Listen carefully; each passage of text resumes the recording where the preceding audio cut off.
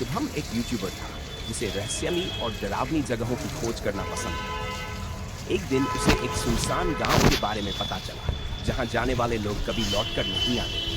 शुभम को इस कहानी पर यकीन नहीं हुआ और उसने गांव जाकर वीडियो बनाने का फैसला किया। रात के अंधेरे में वह अपने कैमरे और टॉर्च के साथ पहुंचा। चारों ओर सन्नाटा था, घर खंडहर बने हुए थे और हल्की हल्की धुंध पूरे माहौल को और डरावना बना रही थी। गांव के बीचों बीच एक पुराना मंदिर था जहां एक बूढ़े बाबा बैठे थे। उन्होंने शुभम को चेतावनी दी, बेटा यहाँ से लौट जाओ, ये गांव अभिशप्त है। जो भी यहाँ रात बिताता है वह कभी लौटकर नहीं आता। लेकिन शुभम को यह सब अंधविश्वास लगा और उसने बाबा की बातों को नजरअंदाज कर दिया। उसने अपने कैमरे को ऑन किया और गांव की रिकॉर्डिंग करने लगा। तभी उसे महसूस हुआ कि कोई उसका पीछा कर रहा है। जब उसने मुड़कर देखा तो वहाँ कोई नहीं था। उसकी टॉर्च की रोशनी छपकने लगी और कैमरे की स्क्रीन पर अजीब आकृतियां दिखाई देने लगी। तभी एक पुराने घर के अंदर से किसी के रोने की आवाज आई।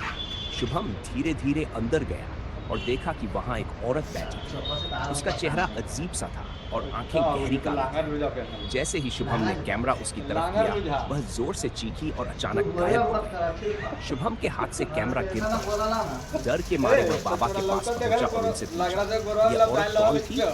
बाबा ने गहरी सांस लेते हुए बताया कि ये गांव खुशहाल है, लेकिन यहाँ एक लड़की के साथ अन्याय हुआ। उसके परिवार को मार दिया गया और वह अकेली यहाँ तड़प तड़प कर मरी थी।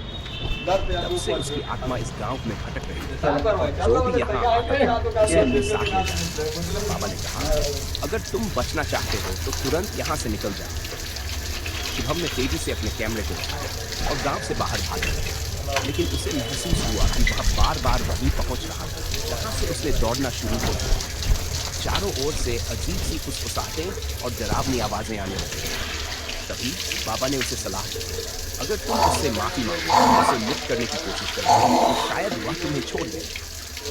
शुभम ने हिम्मत जुटाई और गांव के उस घर में वापस गया। उसने डरते डरते कहा, अगर तुम्हारे साथ कुछ गलत हुआ था तो मैं माफी मांगता हूँ। मुझे नहीं पता कि तुम्हारा दर्द क्या था, लेकिन अब तुम्हें मुक्त हो जाना चाहिए। कुछ पल तक कुछ नहीं हुआ। फिर कमरे में ठंडी हवा चलने लगी और सामने वही आत्मा प्रकट हुई। लेकिन इस बार उसकी आंखों में क्रोध के बजाय आंसू थे। धीरे धीरे वह हवा में विलीन होने लगी और माहौल शांत हो गया। अचानक शुभम को लगा कि गांव का माहौल बदल गया है। धुंध हटने लगी, घरों के खंडहर कुछ बेहतर